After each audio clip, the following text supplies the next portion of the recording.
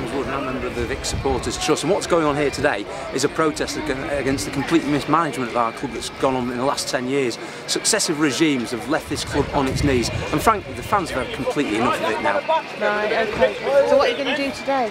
Well, we're going to have a protest in the 18th minute and 74th minute. Vics were founded 1874, so on 18 minutes and 74 minutes we're going to ask all Vics fans, and FC fans of course, to raise red cards in the air and obviously put in a chant into "We want change," because that is exactly what we want. We want a fans-based club, a democratically open-based club run by the fans, for the fans, and for the benefit of the community. Brilliant. So what's the history of what's happened to end up in this situation now? Well, basically we had a really old stadium. It's one of the oldest football grounds in the world, and we were forced out again for money, but also because of conference regulations at the time, which changed to needing a 6,000 capacity stadium with expansion to 10,000. When we'd signed the deal, everything had gone through, but before we'd moved to the new stadium, the conference reneged on that and changed it back. But by that time, we'd already signed deals and money had changed hands, and it was too late. So we built ourselves a new stadium. It's 5-6 years old, and it's sat there empty, and it's all because of financial problems that have just been around the club ever since moving out of the old stadium. Yeah, my name is Margaret, and I've been supporting Northwich Vic for over 25 years. No, you mean the and I'm a little bit, we are all upset with what's going on.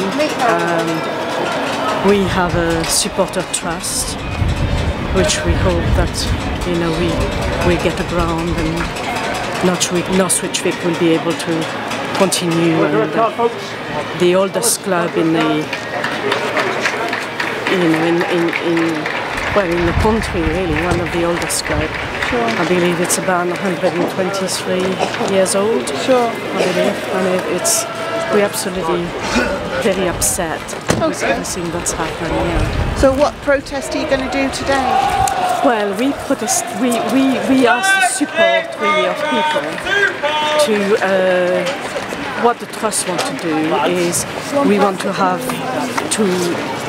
the help maybe of the council to get another ground, to help us to get a ground, to start again if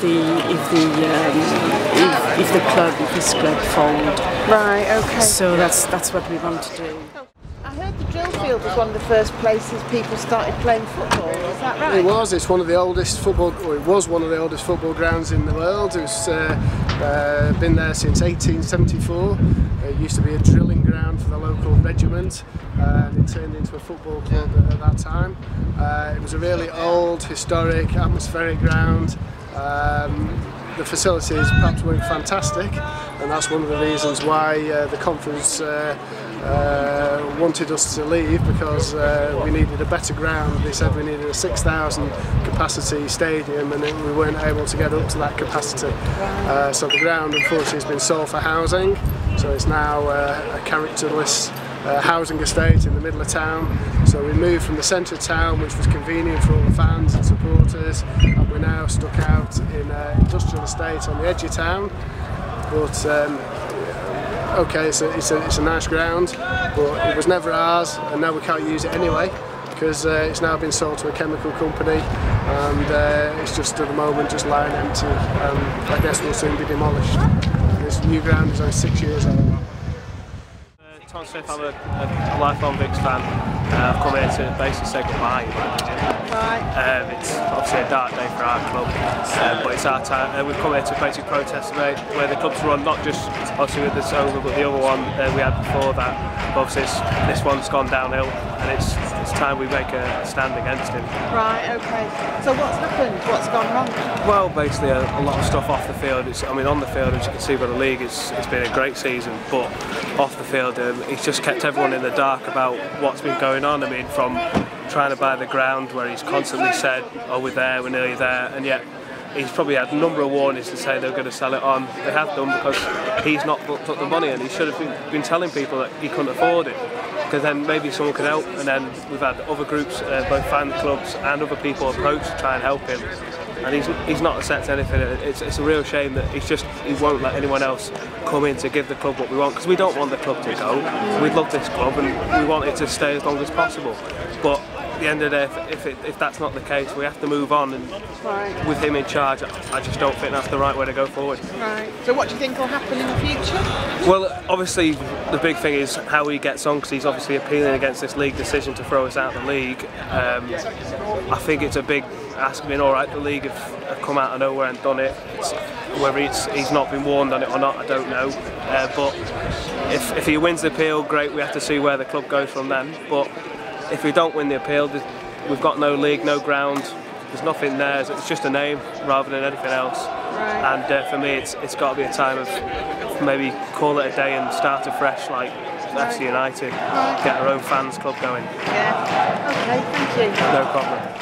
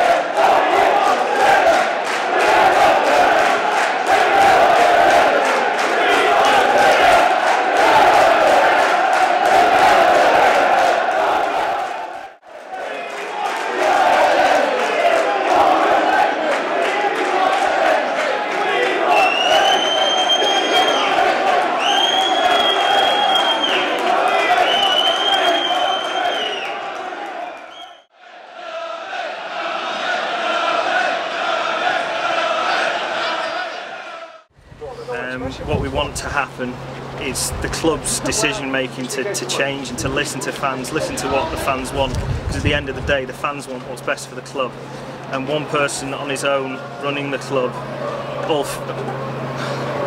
one person on his own running the club might not necessarily choose the right direction, but if he's got the fans behind him offering input and he's listening to the fans, he's got a much better chance of getting the right decision at the end of it. It's a protest for change, and if ever there's a club that needed change, it's Northwich Victoria. You know, we really need to change the way we do things. We need to have much more fan involvement. The days of just one person owning the club and having total control over it, it's taken us nowhere. It's totally ruined the club, and we need a new, much more democratic way, a new start, a new beginning. And if it means going down and building again from the bottom like FC United have done, then so be it. That's what we need to do. Great.